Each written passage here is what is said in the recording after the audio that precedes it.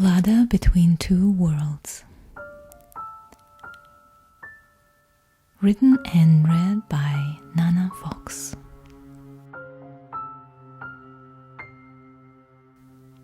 Chapter 1.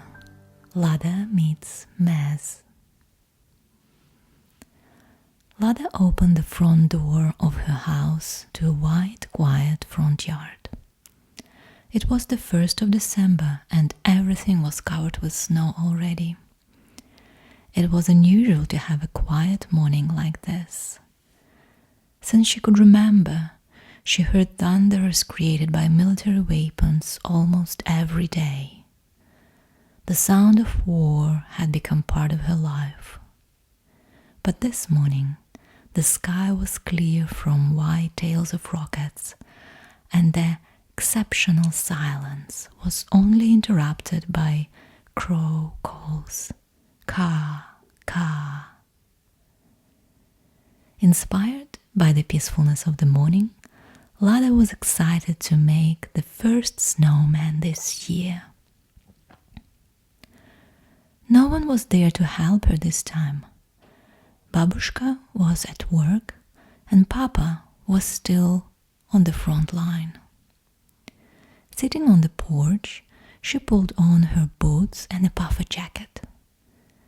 The steam was coming out from her mouth, and her cheeks were itchy from frosty air. The snow looked so soft and inviting. Lada immersed her bare hands in the snow blanket on the porch, but the snow was not as inviting as it looked. Instantly her warm palms and fingers cramped from cold. She pulled her hands out and shook them. Lada took out her mittens from pockets, put them on and said to the snow, "You are not going to hurt me again." She stepped from the porch into the garden and started on the snowman.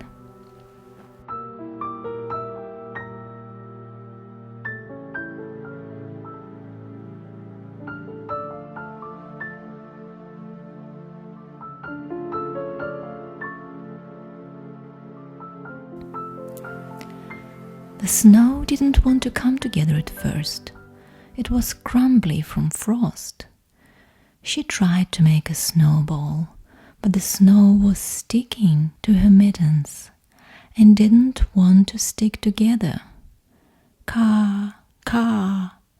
She noticed a couple of crows were watching her from the fence.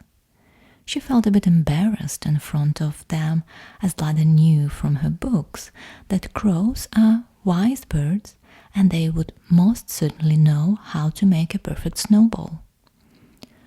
Her papa usually helped her with snowmen, and when she thought about Papa, she remembered he has never worn mittens. Although she knew the snow would hurt her again, she took off her mittens and made another attempt to make a small snowball. This time it worked. Lada's warm hands melted the snow, making it stickier. She was very proud of herself. She turned to the crows and showed them her first snowball. It wasn't that cold this time, she explained to herself. When all 3 parts of the snowman were ready, her fingers were almost blue from the cold. She couldn't move them properly anymore. 2 more crows perched on the fence watching Lada. She put her mittens on again and put the middle-sized ball on top of the bigger one and the smallest one, that turned out to be too small for a head, on the very top. Now she needed a carrot.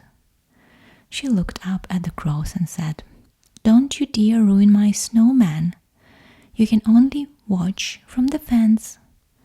Lada knew from her books that crows were mischievous and liked to play with things in their own crow's way. "Caw, caw," she only heard in reply. She opened the front door into the house and entered a small dark corridor with a patterned rag on the floor.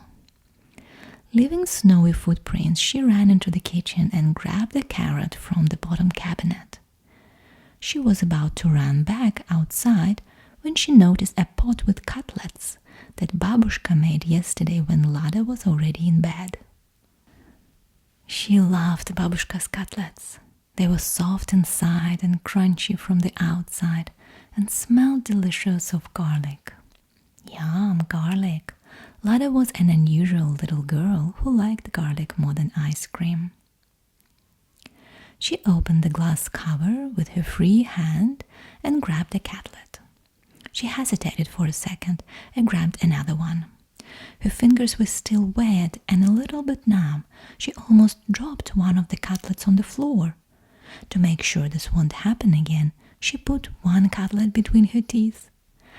In one hand she had the carrot, in another hand the second cutlet. She ran outside through the open door, excited to give the snowman a proper nose. She almost tripped over the rag in the corridor, but managed to stay upright. Lada was so proud of herself this morning. She figured out how to make a snowball. She didn't drop the cutlet. She didn't fall over the rag, and now she was about to make the best proper-looking snowman in her life. Almost blinded by the sun and the whiteness of the front yard, Lada looked at the small snowman's head. It still had her fingerprints and didn't look as round as in her books. She looked at the carrot in her hand, still having one cutlet between her teeth and one in another hand, and tried to push the oversized carrot nose into the snowman's head. It didn't go inside.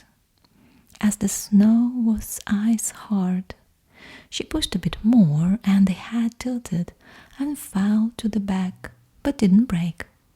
She sighed, put the carrot in her pocket, picked up the head and put it back. Lada sat on the porch and began chewing her cutlet. Caw, caw. Meaty smell attracted more crows. Lada was chewing and watching the birds. Their black feathers were shining in the sun reflected from snow. Suddenly, she noticed some movement with the corner of her eyes. She turned slowly and saw a skinny, dark ginger fox looking at her behind the corner of the house.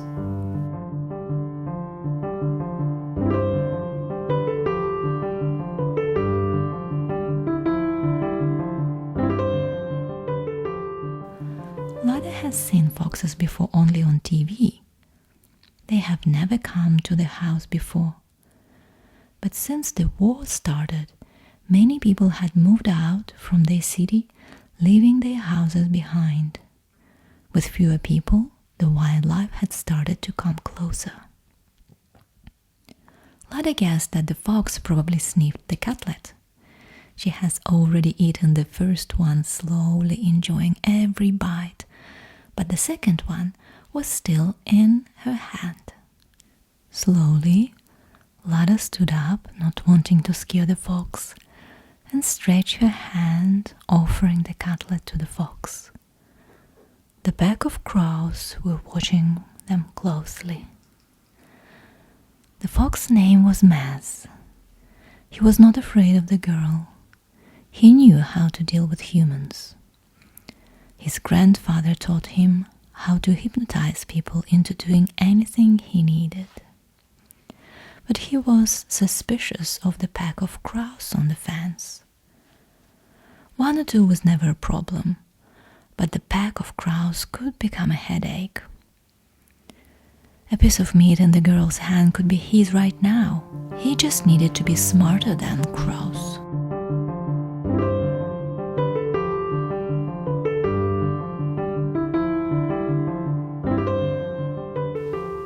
Maz stared into Lada's eyes, trying to hypnotize her.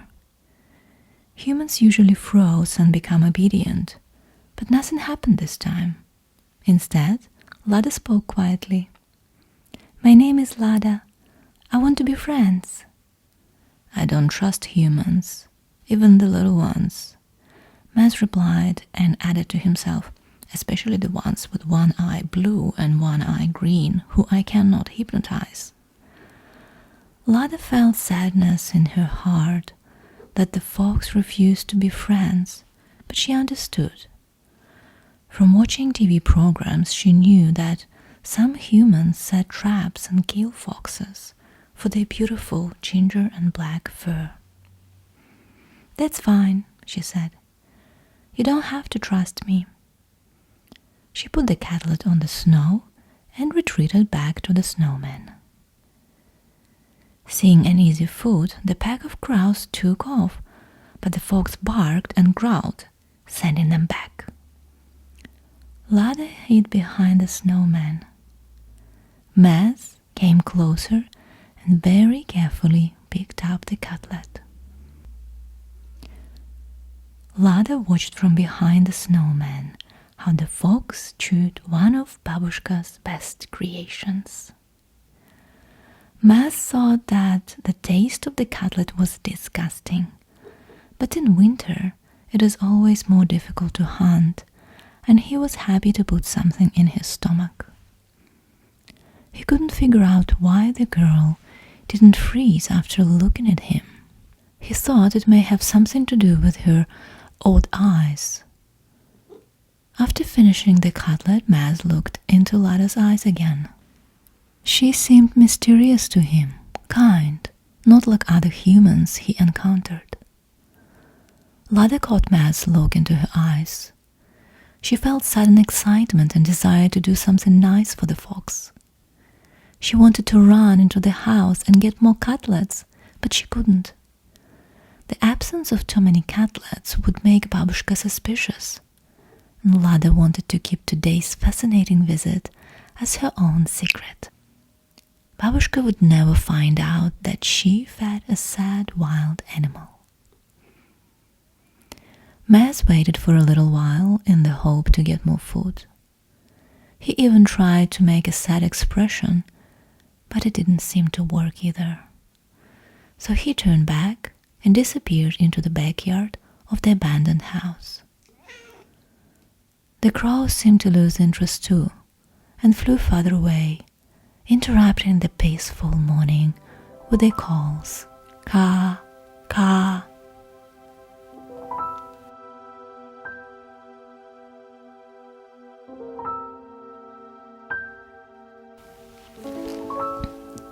Chapter 2. Becoming Friends. During the following 2 weeks, Lada studied books and watched documentaries to find out how to become friends with foxes, but with no luck. Programs on TV only taught how to hunt foxes. In her books, all foxes were mean and tricked other animals into very nasty things. All Papa's books were about birds and none about foxes. As a smart girl, she analyzed all her available options and understood that the only way to get closer to the fox was to bring more food. She looked in the cupboard, looked in the fridge, but found nothing that the fox would like. Where else do we keep food? Lada thought. She didn't want to give up. On the days when the war thunder became very loud and the vibration was shaking the windows, Babushka and Lada hid in the cellar. Sometimes they had to spend several hours there, which gave her plenty of time to study the content of the cellar. Lada certainly remembered that there were small jars of disgusting fatty Tushenka preserved meat among other preserved food. She hated Tushenka as it was bland and there was no garlic in it. But she was pretty sure the fox would love it. The entry to the cellar was in the kitchen floor, covered with several wooden boards. She promptly ran into the kitchen and began removing the boards. They were quite heavy, but she needed to remove only 2 or 3 to make the opening big enough for her small body. She stepped on the ladder facing it and descended down step by step to the very bottom of the very dark and damp room. Babushka usually took a torch down, but Lada didn't think of it. It was scary in the dark, and she wanted to get back as fast as she could. Lada knew that blind people recognize things by touch. She extended her hands and started touching different jars, tins, and pots, searching for a small, thick glass jar with a metal cover. The smell of the cellar was very weird. It reminded her of the scary loud noises of rockets above their heads. The hours in the cellar were usually long and boring. At the beginning, she often played with Babushka, but after a few hours, Babushka got tired and quiet, and Lada studied every centimeter of the cellar to keep herself busy. She liked to think about her mama and wondered why she wasn't there for her. She also liked to watch the spider and study his delicate cobwebs, hoping to find magic pearls. Once, Babushka told her that a special kind of spiders, called pearl spiders, make magic pearls by wrapping human tears in the cobweb thread. Ancient tribes that used to live on this land collected these diamond pearls and decorated their swords to give them extra power. She really wanted to have a look at the spider web this time too, but as it was dark, she was afraid of accidentally touching a spider or destroying the cobweb. The pearl spider, who sat in the corner of the shelf, slowly moved down and hid behind the jars, not wanting to scare the girl. Suddenly, Lada's leg rubbed against something hairy, and she almost screamed, but it was only the fluffy fabric of a small stool she usually sat on when down here. Finally, she found a small, thicker jar with a metal cover. This should be it, she thought. She held Tushenka in one hand and grabbed the ladder with the other. Once she reached the light again, she looked at the jar and was relieved to see it was a jar of Tushenka. She placed a round opener on top of the metal cover, pressed on the handle, and the cover popped open. Lada smelled the fat with excitement. "We will become such good friends," she said to herself. She took a spoonful of Tushenka and ran outside, losing pieces of fat on the way. It was mid-December now, but the snow has disappeared, and the garden was muddy and grey. She emptied the content of the spoon in the exact same spot where she left the cutlet 2 weeks ago. She sat on the porch, fixing her gaze on what was left of the snowman, and waited. After the first encounter, Maz had been thinking about the girl. He didn't want to get into any troubles with humans, but that girl attracted his curious mind. He had been watching her play alone in the garden. When she played hide-and-seek with crows, Maz even wanted to join. He wanted to understand her secret and make sure she was really special before becoming friends. When he sensed a very tasty, fatty, meaty smell coming from the odd-eye girl's house, he ran there without hesitation. He slowed down when he approached the backyard. Cautiously, he stepped closer to the meaty smell. He noticed a small piece of food on the pavement and looked up for the girl. Lada stood up when she noticed the fox. The spoon fell from her hands and scared the fox a bit, but he didn't run off. In a second, Tushenka disappeared from the pavement. Maz couldn't believe the pitiful amount of food that was offered. He was still hungry. He sat and tried to hypnotize the girl again to bring more food. He looked in her blue eye and in her green eye, and she looked back. Nothing happened for a moment. But suddenly, the girl jumped on her feet and said, "I'm going to bring you more food. Wait here." Lada was so happy her plan worked. She ran into the house. She was so close to reaching the jar, but slipped on the melted drops of Tushenka fat on the kitchen floor and fell, twisting her leg. She screamed from the piercing pain.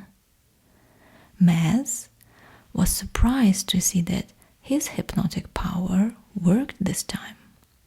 It disappointed him a little. But when he heard a sudden scream from the house, he ran inside without hesitation. He ran through the dark corridor and stopped by the view of tiny body crooked on the kitchen floor. Tangled black hair covered her olive-skinned face. Her little fingers were pressed into her ankle. He thought it was his fault. He hypnotized this poor little girl, and now she is in pain. He could almost feel her pain in his bones. He knew that to ease the pain, he needed to find some cold. But snow was gone. Outside everything was muddy and grey. "Snowman," he said to himself, and rushed away from the house. Lada was lying on her side, and tears were running from the corner of her eye, landing on the floor.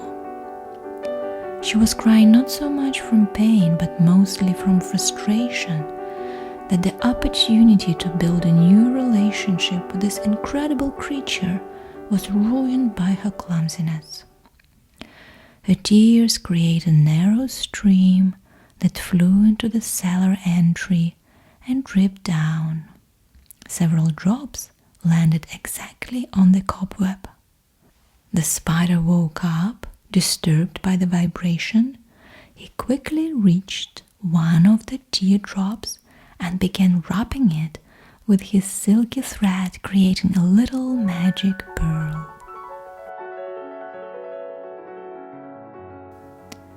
With her wet eyes, Lada looked at the fox's tail sleeping outside. "Don't leave me," she whispered. She was scared of staying alone. In the moments like this, she always wondered how different her life would be if Mama didn't leave. When Maz came back, he was carrying her mitten stuffed with the remnants of the snowman. He put the mitten on top of her twisted leg, looked into her eyes, and said in a slow, hypnotic voice, "You don't need to worry anymore. You are getting better. The pain is disappearing. Sleep." When Lada fell asleep, he covered her with a woolen blanket that he dragged from the couch and waited beside her until Babushka got home from work.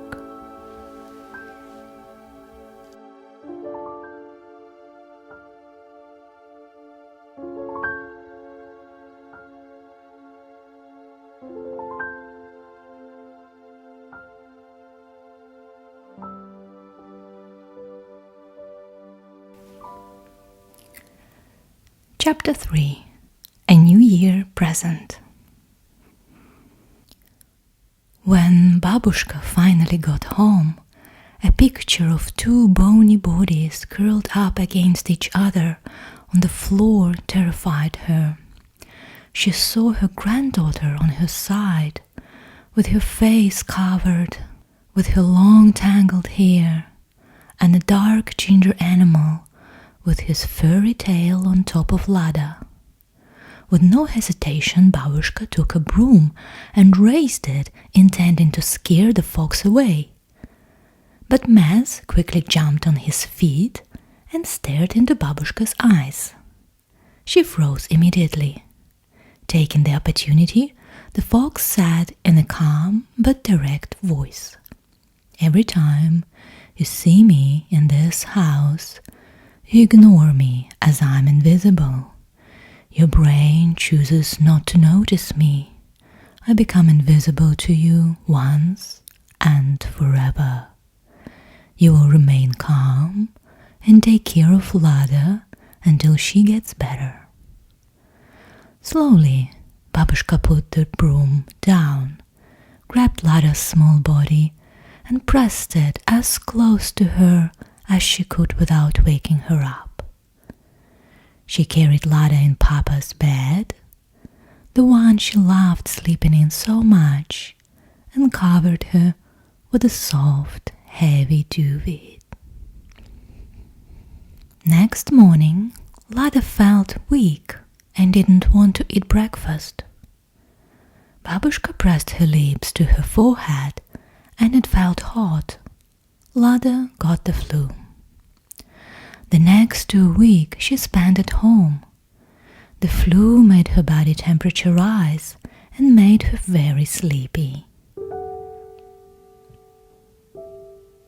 Babushka didn't go to work and spent the entire time taking care of Lada. She applied vinegar compresses to her forehead, made her chamomile tea with raspberry jam, and rubbed herbal balm onto her chest. Lada slept most of the time, watching extraordinary dreams. She dreamed that the fox was always next to her. He sneaked under the blanket and poked her hot, dry hands with his wet, cool nose. Lada felt his body stretched alongside her.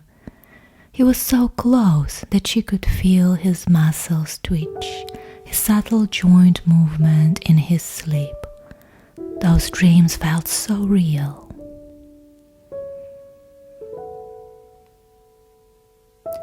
One morning, an unusual chatter in the kitchen woke Lada up. It was New Year's Eve, Lada's most favorite holiday. She suddenly felt a burst of energy, jumped out of bed and ran into the kitchen to see that her papa, still in the military uniform, was chatting with Babushka at the dining table. "Papa," Lada said quietly. She still couldn't tell if this was her dream or reality. He stood up, tall and strong, and opened his arms to grab Lada. He kissed her on the forehead and took her on his lap, still hugging tightly and securely. "Have some Blinchik, sunshine," said Babushka, passing her a small plate with a pancake as thin and delicate as lace. Blinchik was still hot and smelled of vanilla. Lada took a spoon of Babushka's rose petal jam and spread it on her Blinchik. She folded it in half, then in quarters, creating a triangle shape, grabbed it with both hands, and bit the narrow tip. The jam leaked through the open hole and dripped on the plate, the table, her bare legs, and Papa's uniform. "You are my clumsy little princess." Papa smiled and kissed her sweet hands. "Papa, are we going to get a New Year tree this year?" Lada asked, chewing the Blinchik that melted in her mouth, leaving a sweet rose aftertaste. "Haven't you been to the living room yet?" Lada looked in Papa's blue eyes. "Let's check it together, shall we?" The New Year tree was tall and almost reached the ceiling. The smell of pines raisin inundated the living room. The smell Lada has always been associated with Papa. He always comes from the front line to spend New Year with his small family. Also, the smell she associated with the excitement and anticipation of new beginnings and magic.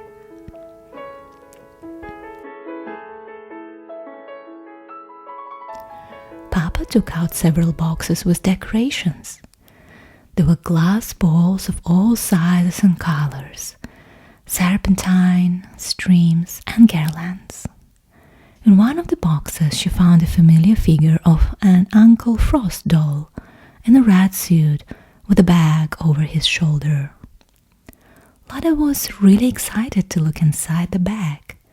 She knew something would be there, she just wasn't sure what. She untightened the bag, put her tiny hand inside it, and pulled a small plastic figure of a black fox. She squeezed the toy tight in her hand and sighed. "Papa, can a fox and a girl become friends?" Lada asked, looking through the window into the wide wilderness where the fox lives. "Definitely, princess, if they trust each other." Papa carefully took a red star-shaped light from the box. He put a chair close to the tree and gently placed the star on the top. "But wild animals usually don't trust us, as we always trick them, put them in danger, or take their lives." He continued looking at Lada from the top, where he was still adjusting the position of the star. "Are you trying to befriend a fox?" Lada didn't want to tell her secret just yet. Instead, she showed Papa a plastic fox and asked if he knew where it came from. "I've got no idea, princess." "It is a New Year miracle," said Lada, pressing the plastic figure to her lips. Babushka quietly smiled to herself when she overheard this. While Lada was busy with the new toy, Papa connected the garlands to power, and the twinkling lights in shades of red, green, blue, and yellow ran across the tree from the top to the bottom. Meanwhile, in the kitchen, Babushka was busy with the New Year dinner. After decorating the tree, Lada went to help Babushka with cooking. She crushed boiled eggs and sliced sausages for Olivier's salad. She also mashed potatoes, distributing boiled meat for Kholodets, and spread cream on the Napoleon slice pastry. Her favorite was, of course, crushing garlic and mixing it with butter for garlic bread. When everything was ready at 11 p.m., they pulled out a big table in the dining room, spread a white tablecloth, and brought all dishes from the kitchen, serving it in beautiful china plates. Papa brought several cushions so Lada could reach the table sitting in one of the armchairs. They ate and watched holiday programs on TV.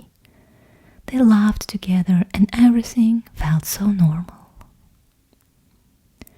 Just before 12 a.m., Papa gave Lada and Babushka sparklers, and when Curante struck exactly 12, he opened a bottle of champagne and lit up sparklers. This was the time to make a wish.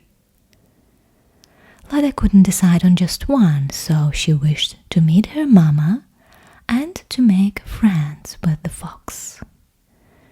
A second after her sparkle faded, Papa gave her a little package. "It is not a fancy present, princess, but something you will like, I'm sure." Inside, wrapped in a crispy paper, was a dark brown wooden comb with long teeth. The top of the comb was decorated with green and blue iridescent pieces and beautiful floral ornaments. Lada stroked her long tangled hair, but the comb didn't slide through easily. Frustrated about her always tangled hair, she pulled harder and frowned in pain. "Let me help you, sunshine," said Babushka, and took the comb to gently brush Lada's hair. On the bottom of the package, she also found a wooden amulet that resembled a flying bird, an owl, guessed Lada. "These two things belong to your mama, princess. I thought you would make use of them." Lada put on the amulet. When she brushed the tip of her finger over the warm wooden surface, she instantly heard a sound. Ruru. She looked at her papa, but he continued watching TV. She touched the owl in a different place this time and heard the same sound. Ruru. Babushka didn't seem to notice either. She just continued brushing Lada's hair. When her hair was smooth, Babushka said that it was time to go to bed. When Lada jumped from her chair, she felt like something soft touched her leg under the table. She looked down and saw the fox.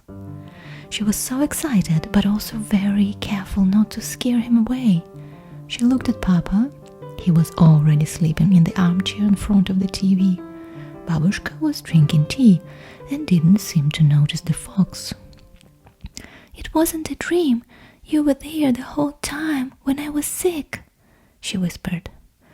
"My name is Maz, by the way. Do you have more of that tasty meaty stuff?" Maz sat and wrapped the tail around. "Yes, I'll show you, Maz," she whispered. She looked at Babushka, told her a good night and tiptoed to the kitchen. The fox followed. She removed the wooden boards like last time to reveal a cellar entry. She went down the ladder. The fox followed.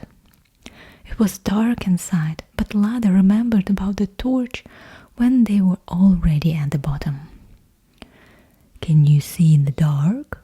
Maz knew that people can't see a thing in the dark without the light, but the girl had different eyes. He genuinely wondered if she could. "Don't worry, it will be fine, Maz. I found Tushenka by touch last time," said Lada, touching jars and tins in the same way as last time.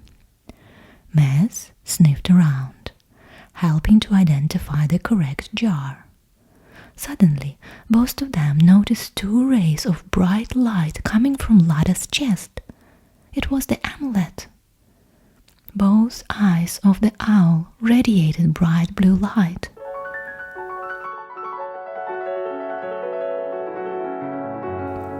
The spider noticed the same bright blue glow radiating from the magic pearls caught in his cobweb. Intuitively, he moved aside at the same time as Lada reached out to pick up one of the glowing pearls. She gently pulled it from the web and placed it over the owl's eye. The eye sucked it in like a magnet.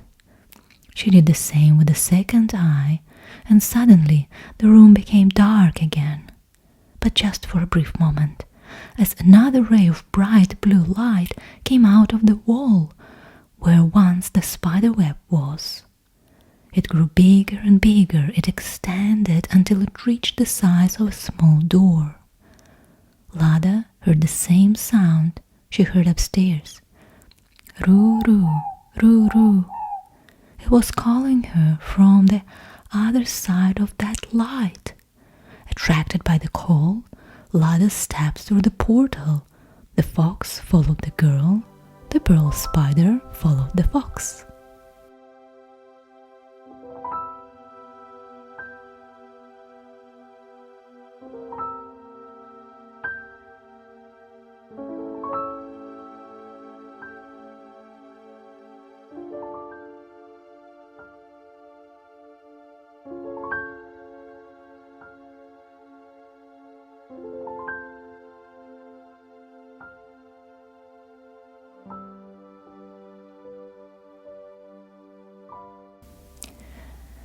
Chapter 4. Upside Down. On the other side of the portal, the torrential wind was blowing huge drops of rain. They hit Lada's face like millions of needles, bringing her back to reality. Her first impulse was to go back through the portal to her warm and cozy home. She turned around, but the portal was gone. All she could see was trees swaying in wind from left to right, never stopping. A sudden realization struck her mind.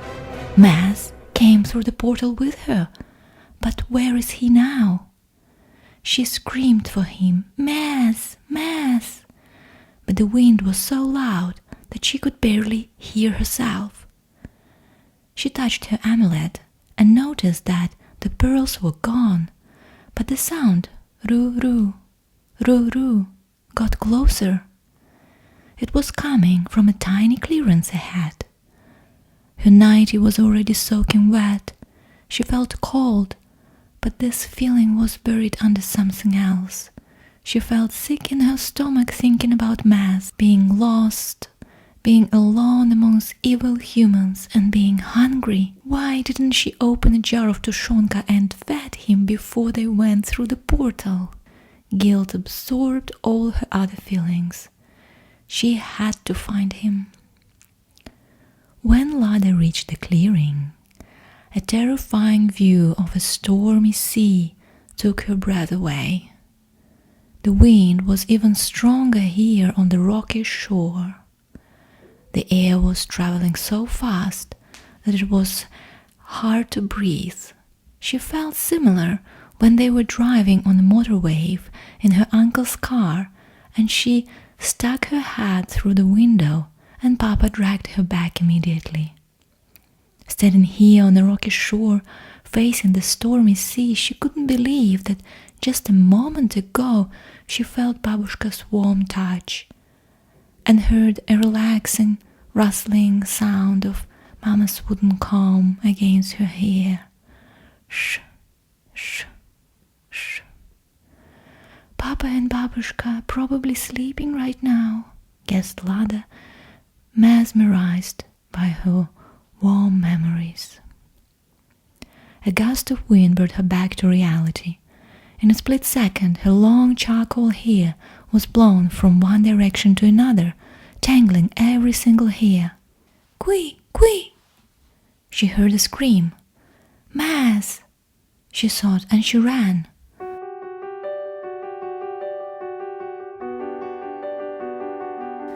The long, wet nightie tangled her legs.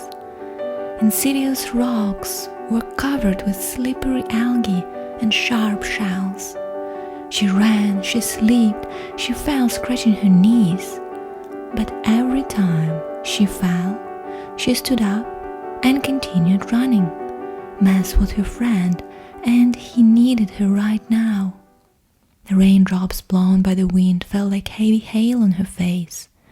She could not keep her eyes open wide enough to see the way. She was jumping from rock to rock when suddenly she felt something soft under her feet.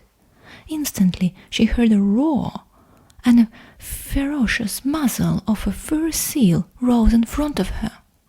The seal opened his mouth in an attempt to bite the girl who disturbed his sleep.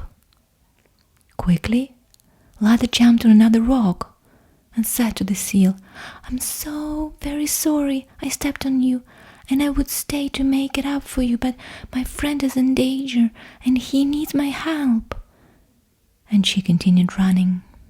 The first seal was still a bit mad, but he didn't feel like chasing the little human, so he put his head down and rolled into the stormy water. Finally, Lada noticed a dingy boat tied to a short jetty. It was rocking on the waves, swinging from side to side. There was something inside the boat that caught Lada's attention. Some disturbing movement, a creature desperately looking for help. Her heart pounded. She thought some human caught Maz and was about to take him away in that dingy boat. Lada rushed to the boat. She looked inside, but Maz wasn't there. Instead, she saw an owl in a small rusty cage with a big padlock. When Maz stepped through the portal, strong wind threw him several meters away from Lada. It was dark, so he couldn't see. Wind and rain distorted any smells. He lost Lada's smell. He didn't know where to go. First, he needed to find a shelter to be able to concentrate and think. He jumped on a fallen tree trunk to get a better view, but it was rotten and collapsed under his weight. While scrambling out, he noticed subtle movement under the pieces of rotten bark. His hunter instincts switched on immediately. He quickly dug the ground and jumped, pressed a small animal between his forepaws. It was a small brown rat. It didn't smell like rats at home, but Maz didn't care. He was very hungry. He was about to open his mouth, but the small rat wiggled and slipped from under his paws. Frustrated, Maz began digging the ground here and there, but with no luck. The rat disappeared. He continued walking against the wind, soaking wet, cold, and still hungry. He reached a stream, jumped on the other side, and noticed a perfect shelter, a little cave in a rocky hill. Approaching closer, Maz noticed that the sweet spot had already been taken. A little nose was sticking out from the cave. When it smelled an alien, the stoat quickly came out, raised his body standing on back feet, and sniffed the air. Taking the opportunity, Maz approached the cave and sneaked inside, behind the stoat's back. Stoat turned around and jumped in surprise. "You are not supposed to be here. You are a fox." Stoat was very surprised. "Well, now I'm here and you need to deal with it." Maz would have hypnotized the stoat, but his magic worked only on humans and not on all of them, he noted. Stoat was a much smaller animal. Rain quickly soaked her fur and it looked even smaller now. Maz moved to the side, creating a small space. "It will be warmer together." The stoat squeezed inside, and it was for sure much warmer. While they were waiting out the bad weather, Maz found out that Stoat's name was Lilia, and she was not supposed to be on this land either. A long time ago, while man brought a group of stoats to hunt down rabbits on this land, Lilia's great-grandfather was one of the first stoats who settled in this area. Stoats learn how to survive on this alien land.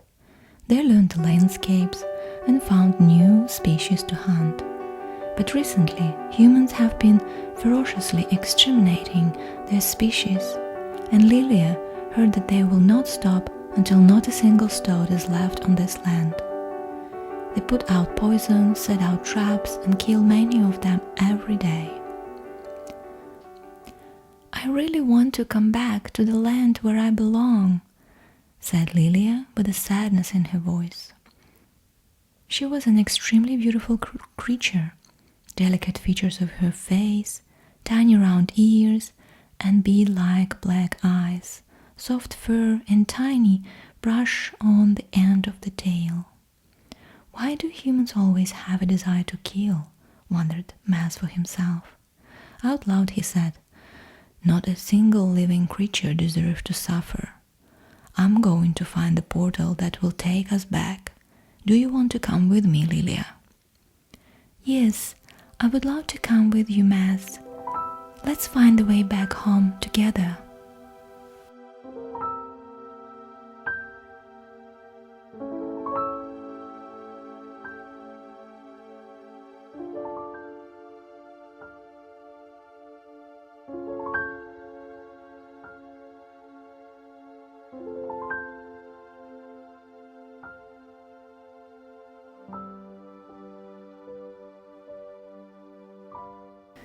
Chapter 5. Forest Magic. With the sight of a human, the owl squeezed her wet, skinny body to the opposite side of the cage. She was scared and looked like she had given up fighting for freedom. Lada felt a wave of pain travel through her body down the back of her legs. Since her first memories, she could physically feel the pain and struggle of others. She didn't know how to help this poor animal. She used to rely on adults in extreme circumstances, but there was no one around, only huge waves and a disturbed seal on the rocks. She looked around and picked the biggest rock she could carry. Her hands were almost numb from the cold. The fingers just didn't want to obey. In addition, the rock was very slippery. She raised it over her head and hit the padlock on the cage door. The owl screamed again, confused. "Don't be scared. I want to open the cage so you can fly away." The owl looked at Lada's blue and green eyes. Something in these eyes made her trust this little human completely, so she remained quiet. Lada raised the rock again. It almost slipped from her hands, but she managed to hit the padlock one more time, and it opened up. With her cramped fingers, she removed the padlock and opened the rusty door of the cage. Suddenly, she heard a man's husky voice behind her. "What do you think you are doing, you little ragbag?" A white, bearded man was standing on the jetty right behind her. He carried 2 bags of hunted animals that he intended to sell at the market in town along with the owl. Lada noticed a big gun behind his back. "Run!" screamed the owl. She spread her wings and heavily took off, conquering the gust of winds and rain. "Run as fast as you can!" Lada was about to run when she saw the white-bearded man grabbing his gun and pointing it at the owl. Lada picked up her lucky rock again and threw towards the man. The rock hit his right shoulder.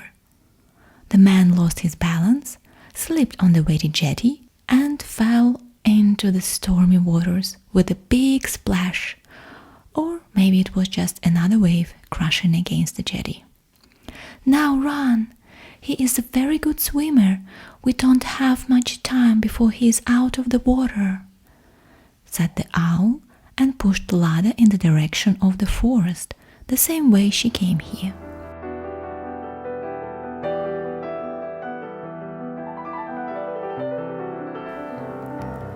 Lada followed the owl for a while. She got so tired that her legs didn't want to move at all. Little by little, the rain stopped and the wind weakened. "We are almost there," said the owl. "Where?" thought Lada to herself, but out loud said nothing. The owl's flight was so calm and peaceful. Lada fixed her gaze on the owl's tail and followed it. She was so concentrated that she didn't notice the look of peculiar ferns and mosses on the way. She didn't notice the sweet smell of honey in the forest. She didn't notice the laughing sounds of unusual birds. And she definitely didn't notice that the pearl spider was following her all the way through, hanging on her tangled hair. She was running, and that was the only thing that mattered. At last, they reached a clearance in the forest with a massive tree in the middle. The owl landed, turned to Lada and said, "This is my home. Would you like to follow me inside?" Lada, still catching her breath, hesitated. She needed to find Mess. She wanted to start looking for him urgently, as he might be in danger. She approached the owl, reached out and gently brushed the brown feather on the owl's head. They were so soft and light. She felt a wave of kindness going through her body. Her instincts told her to follow the owl inside. The owl disappeared in a big cavity at the foot of the tree. Lada followed. Deep down, she hoped Maz would be waiting there. Inside the tree, the soil and roots were shaped as stairs that went down under the ground. She wondered why an owl needed stairs in her house, but she kept the questions to herself. When she reached the final stair, she found herself in a small, warm and cozy room. A young woman was standing in the middle and she spoke. "Hare Mai, Hine. Welcome to my house, young woman. My name is Hine Ruru. Thank you for saving me from the white man. You didn't only save an owl, you saved the forest magic." The woman had long, wavy hair, brown eyes and olive skin. She was standing straight, wearing a feather cloak. "Thank you, Hine Ruru, for welcoming me into your house. My name is Lada." She stretched her hand for a handshake. Hine Ruru took her hand in hers, but instead of a regular handshake, she delicately moved closer. With her other hand, she gently grabbed Lada's shoulder and pressed her nose against Lada's nose for a quick, intimate moment. "This is how we greet each other on this land. We call it Hongi," explained Hine Ruru. Hine Ruru gave Lada dry clothes, prepared a warm drink and food, and made her bed. The pearl spider felt a bit safer in this warm, dark room. He tiptoed from Lada's hair to the darkest and warmest corner and started on his new, shiny cobweb. Lada sat in her bed, made of Harakeke plant, with a mattress of feathers on top. She looked around the room and carefully studied carvings on the walls. Hine Ruru explained they were not just carvings, they were tupuna, her ancestors. Lada ran her hand through her hair, but it stuck. Her hair had never been so tangled. "Let me help you," said Hine Ruru. She took out a beautiful wooden comb with long teeth out of her pocket. She sat behind her and gently ran the comb through the hair. "Where did you get this comb from?" Lada asked suspiciously, as it looked very similar to the comb her papa gave her. "This is Heru. I don't remember how I got it, but I think my father used to wear it in his hair," softly replied Hine Ruru. While brushing Lada's hair, Hine Ruru quietly sang. "Puriane eteho Horoia eteua Fiti fitia etera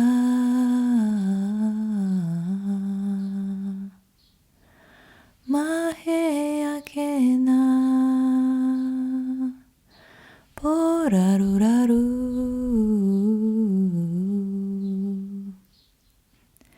Makere ana nahere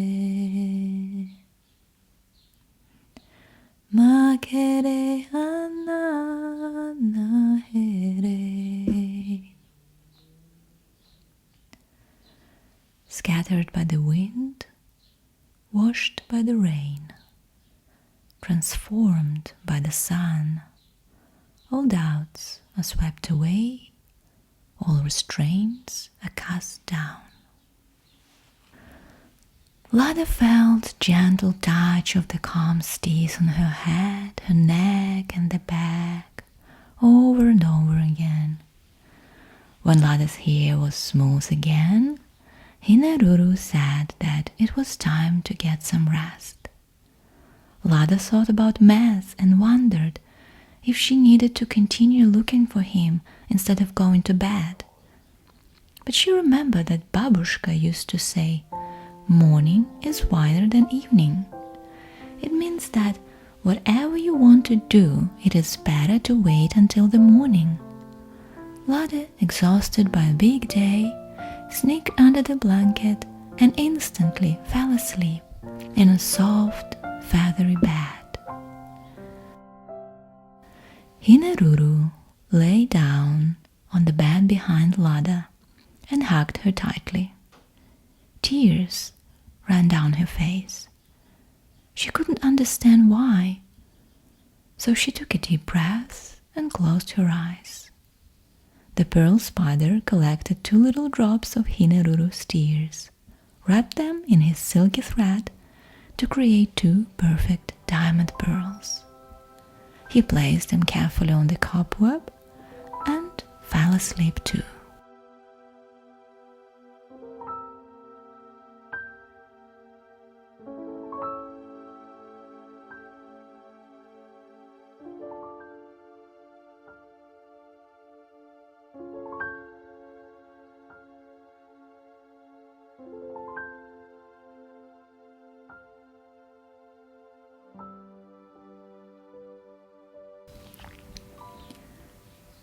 Chapter 6. Finding Maz. Lada woke up alone and confused. For a split second she thought she woke up at her own house, but frustration replaced the feeling of calm. Maz was missing, and she was in an unfamiliar place, hosted by a complete stranger who claimed she was the guardian of the forest magic. Lada slept well in the feathery bed and felt energized, but couldn't tell how much time had passed. The room looked exactly the same as in the evening. There were no windows, so it was impossible to tell whether it was day or night. Lada walked out of the room, climbed the stairs, and was instantly blinded by the bright sunlight outside. The sun was much brighter than at home, she noted to herself. It was also very warm here. When she left home, it was winter. Here, it seemed like summer.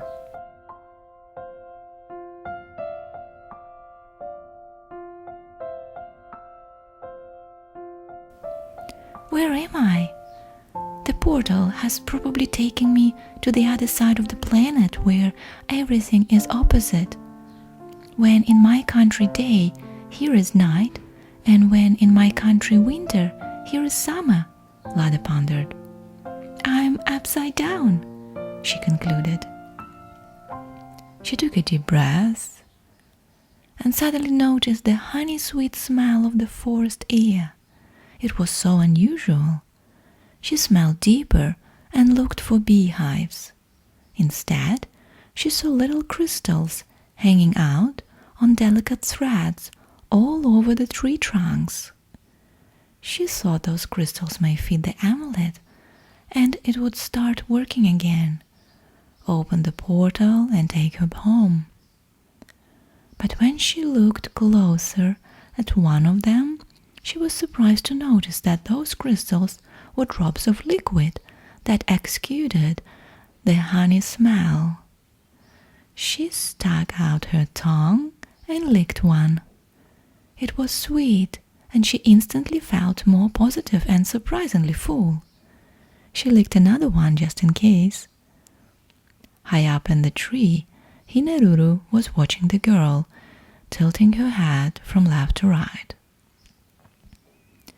Those honey drops are produced by insects that live under the tree bark. Lada heard Ruru's voice and looked up. Many animals also licking the sweet drops to keep them full, she continued. Hine Ruru, you know so much about the forest and its magic. Can you help me to find my friend who is lost in your forest? Lada looked into the owl's round yellow eyes. Who is your friend? Asked Hine Ruru quietly, flying to the ground. We came here together, Maz, the fox and I. Lada didn't know the pearl spider followed them, so she didn't mention him. Foxes don't belong to this land, Hine Ruru said with a kindness and sadness in her voice. We need to find him before something bad happens. Lada wasn't sure if she should ask how bad is the bad that could happen to Maz. Hine Ruru felt uncomfortable thinking that a fox may be wandering in the bush, adding more disturbance in the already shifted forest magic. But she also didn't want him to get in trouble. She knew from her own experience how cruel humans were. Don't worry, I will help you to find Maz, and we will find a way to send both of you home. Hine Ruru got closer to Lada, and they continued walking together side by side. This time, walking through the forest, Lada was admiring the scenery, the peculiar ferns and palms, sky-tall trees covered in moss, dense nets of lianes, peculiar bird songs. They approached the collapsed tree trunks, and Hine Ruru stopped. She noticed a subtle movement under the pieces of the bark. She flew closer and with her strong claws picked up a bark piece, revealing a small brown rat. Lada knew from her books that owls eat rats and mice, but she didn't want to see this happening. And it didn't. The rat raised her body and stood on her back feet, revealing wide underside. The rat reached out to the owl, and they touched their noses in a greeting. Hongi, remembered Lada. Lada, this is Kiore, my very old friend who arrived on this land with my ancestors. Hine Ruru talked to the rat. Have you happened to see a fox here? Yes, I almost got caught. But you know me, I always find my way out, proudly replied Kiore. He left in the direction of the stream, she explained. Nami Hinui, my friend, thank you. You have survived in this forest for so many years. Take care.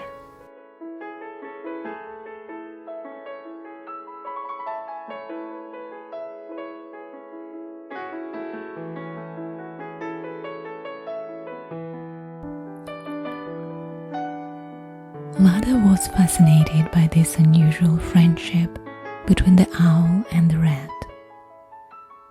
But everything in this forest was unusual, she thought. They continued, and slowly they reached a stream. The water was crystal clear and very fast. Hine Ruru took off and flew across the river to the other side.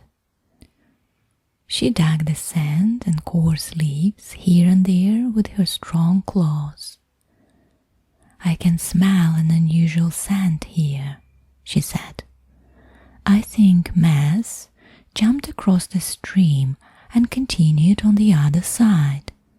I will help you to get across. Maz! Desperately screamed Lada. Where are you, Maz? Here you are, you little red bag. She heard a husky man's voice behind her. I knew I will meet you here sooner or later, silly bugger. You will pay for what you did. Lada screamed. Hine Ruru's heart pounded. The man with the white beard threw a net across the stream and caught Hine Ruru. Qui, qui! Hine flapped her wings, losing feathers. Lada wanted to rush to the other side and help Hine. She was thinking it was all her fault. She asked Hine for help, and now they were both in trouble. The man moved closer towards Lada. I know what I'm going to do with you. I will keep you as my maid. You have weird eyes. My friends would love to make fun of you. He raised his huge arms in an attempt to catch Lada, but suddenly Maz appeared on the other side of the river. Hey, big ugly man, look at me, screamed Maz. Hine and Lada didn't make a slight move. The man turned around to see who was so brave to call him out. And this was his biggest mistake.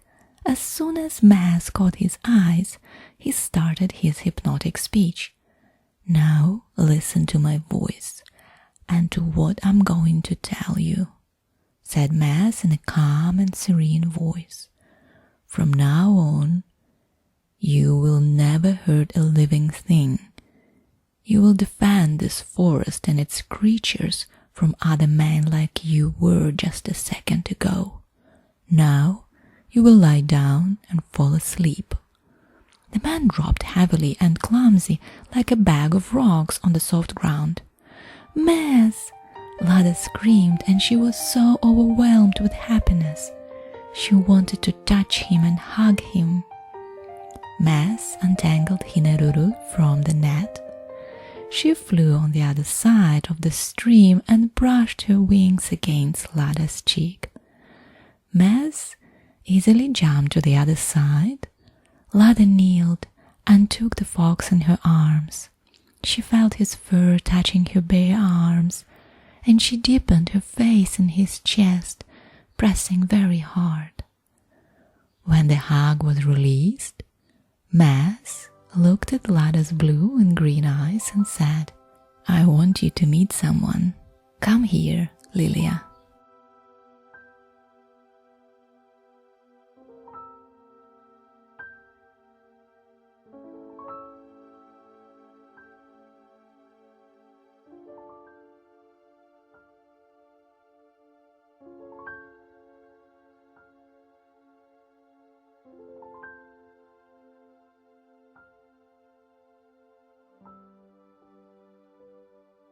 Chapter 7. The Way Back. Lilia was a nice creature, and Hine wanted to help her and the fox to go back to where they belonged as soon as possible. Lilia was one of those creatures who have been shifting forest magic for many decades. Now, forest magic is vanishing, but Lilia was not to blame. Humans began to play with forest magic, and creatures like Lilia were only pawn in this unequal game. For Hine, lives of alien creatures were as important as the lives of native creatures of these forests. That is why she wanted to help out Maz and Lilia to find the portal and send them back to where they belonged, but she didn't want to lose Lada. She felt a strong connection to the girl, a feeling that she had forgotten. This feeling wasn't new to her. Although she was used to being alone in the forest and spending most of her time as a bird, a long time ago, when she was a young woman, Hine, she experienced this pleasant, burning sensation, love, Aroha. And now, with the girl, these feelings came to the surface and brought back a tragic memory. A memory so painful that it was impossible to live with it. So it was buried very deeply with the rest of her human nature.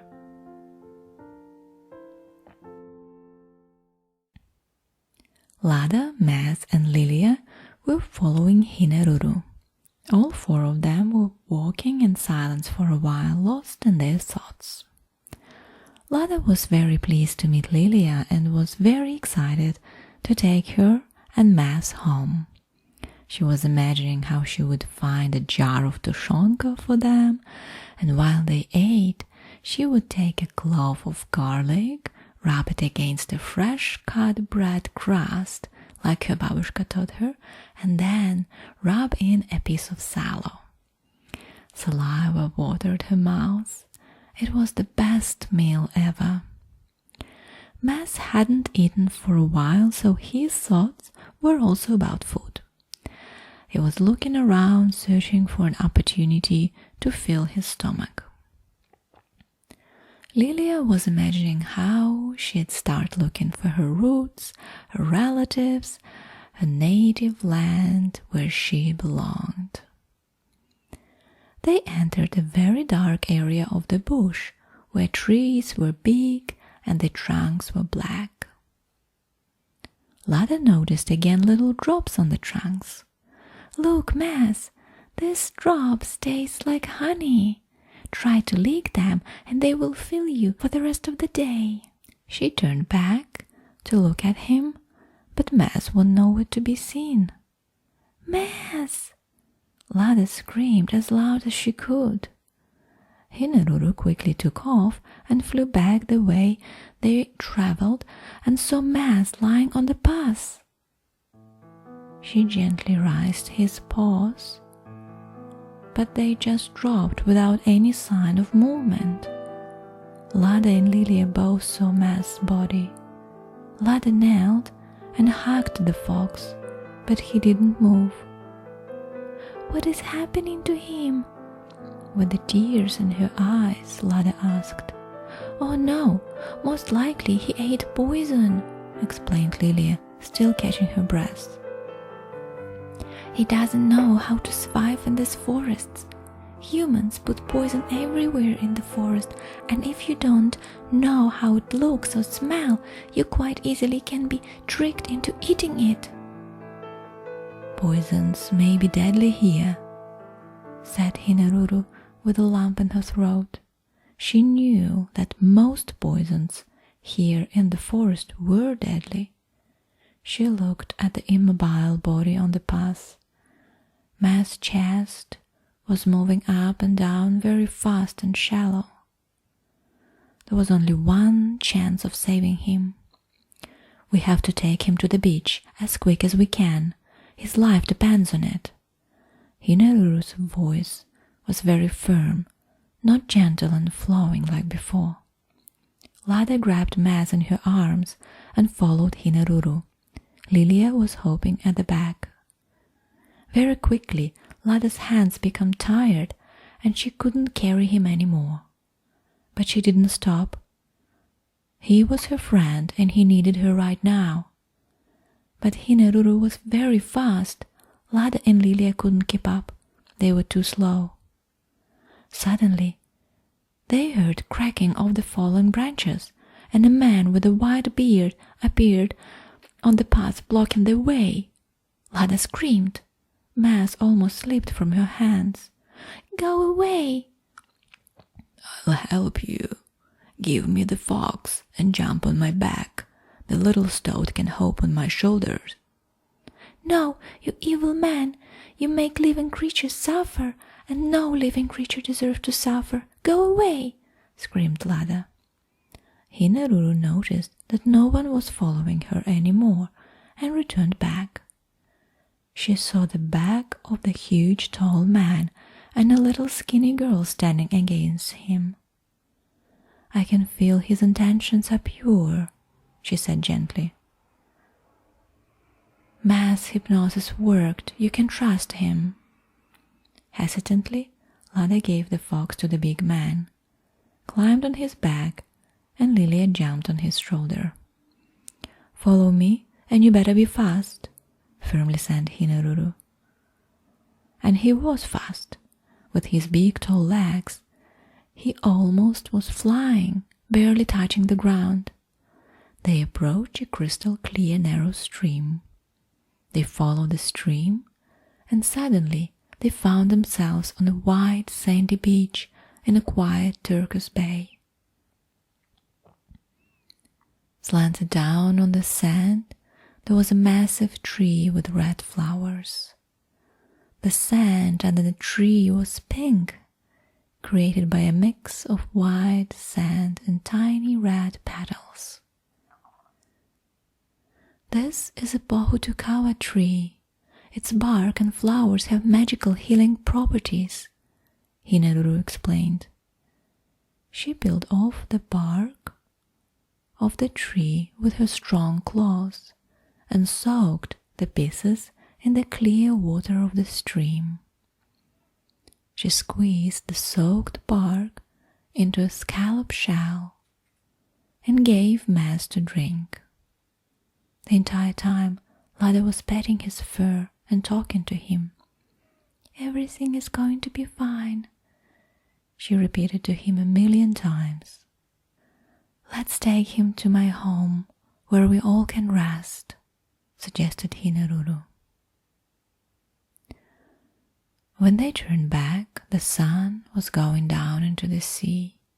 A pair of dusky dolphins flipped out of the water, jumping in front of each other. The man gently took the fox in his arms. It was almost dark, and the night sky began revealing the stars one by one. Friends followed the stream back. On the banks of the stream, Lada noticed a little flickering light. Then she noticed another one and another one. It was so beautiful. Stars were in the sky and on the ground. "These are titiwai," explained Ruru. "Little insect larvae. Using this light, they attract other insects that become their food." Lada imagined a little fly. They become confused by the stunning, flickering light and became tangled in the sticky web that titiwai carefully creates and decorates. To survive as a forest creature, you have to be beautiful and cruel. She wondered if this is the forest magic that Ruru protects. They reached the clearing with a big mature tree in the middle. Ruru flew inside and the rest of them followed, even the white-bearded man. When they came down the stairs, Ruru was already standing in the middle, wearing her feather cloak. She looked sad, but she smiled and welcomed them. "Hare Mai," she said, and showed everyone to sit down. The man put Maz on the feather bed, where Lada slept the night. His breath became deeper and slower. His nose was not dry anymore. Lada wanted to take him home, to feed him properly, and to see her papa and her Babushka. Lilia hopped in the corner and accidentally damaged the spider web of the pearl spider. 2 diamond pearls fell on the floor and rolled towards Lada. She jumped excited, grabbed the pearl and placed them in the wooden amulet in the place of the eyes. Everybody was keeping their breath, especially Ruru, who was not ready to let Lada go so fast. She wanted to hold her, to talk to her, but nothing happened. Frustrated and so very sad, Lada sat down next to Maz. She rounded her arms around him and immersed her face in his fur. Suddenly, Maz opened his eyes and raised his head. Lilia jumped happily and hopped close to rub her nose against his. Tears of happiness flew down from Lada's cheeks on the floor, where the pearl spider quickly picked them up and wrapped them into his spiderweb again. Once finished, he gently pushed the 2 diamond pearls in Lada's direction. The amulet and the pearls began radiating blue light. Lada quickly picked up 2 diamond pearls and put them inside the amulet. The eyes sucked them in like magnets, and suddenly the light stopped. But just for a brief moment, as another ray of blue light came out of the wall where once the spider web was. The portal was opened. Ruru stood up and ran to hug Lada. She knew they didn't have much time, only until the diamond pearls burned out. "I love you, but I have to go," said Lada, with a lump in her throat. She felt so comfortable in Ruru's arms. Ruru patted Lada's head, looked at her blue and green eyes, and said, "Remember, all the magic comes from your heart." She placed her hand on Lada's heart. Lada grabbed Maz in her arms. She gave Ruru her final look and said, "Thank you for everything." And then she turned to the white-bearded man and thanked him too. She stepped into the portal with Maz in her arms. Lilia followed with a pearl spider attached to the tip of her tail, leaving Ruru and the white-bearded man behind.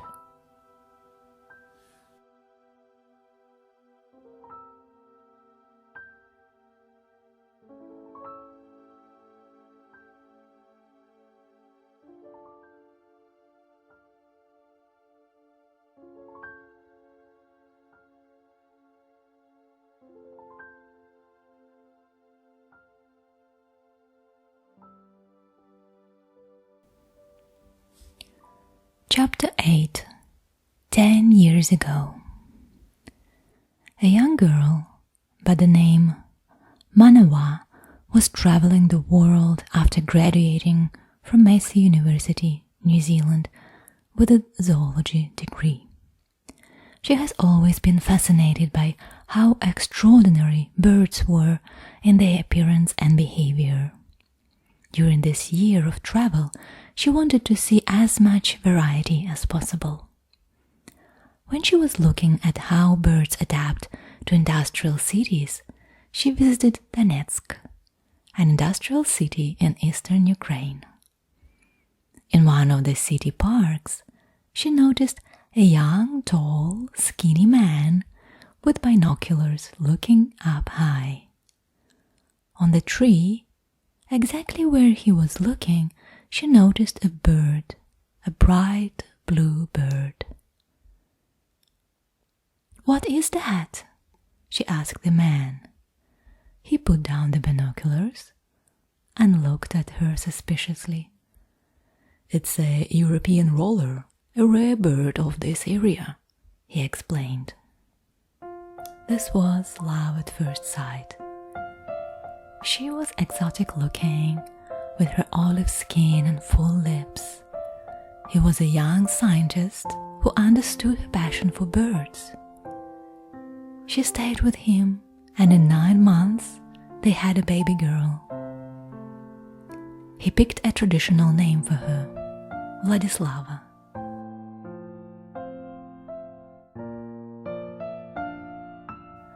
Unfortunately, the girl was born completely blind. Doctors couldn't help. Manawa wanted her daughter to see the beauty of the world, nature and birds, so she prayed to her gods, Mother Earth, Papa Tuanuku, and Father Sky, Ranginui. She prayed the entire night until Papa and Rangi came down with gifts. Papa Tuanuku gave Vladislava a green eye, and Ranginui gave her the blue. But for this to keep, Father Sky, Ranginui, ordered Manawa to come back to the land where she belongs and become a Kaitiaki, the guardian of the forest magic. In the morning, the young man woke up to find his daughter had beautiful odd eyes and could see, but his wife was nowhere to be found. On the night table on her side of the bed, he noticed a wooden amulet in the shape of an owl, and a wooden comb with a few hairs wrapped between its teeth. When Manawa left, Mother Earth's Papatuanuku returned to look at the tiny baby girl one more time. She wanted to hold her and protect her. Secretly, without saying a word to Father Skairanginui, she took out 2 pearls from the owl amulet and a few hairs from the comb that Manawa left. She put this between her palms and blew her mother's love inside her palms. When she opened her palms, there was a little pearl spider, a rare species that hadn't been seen on this land for hundreds of years. When the time was right, the spider was to connect Lada to her mama.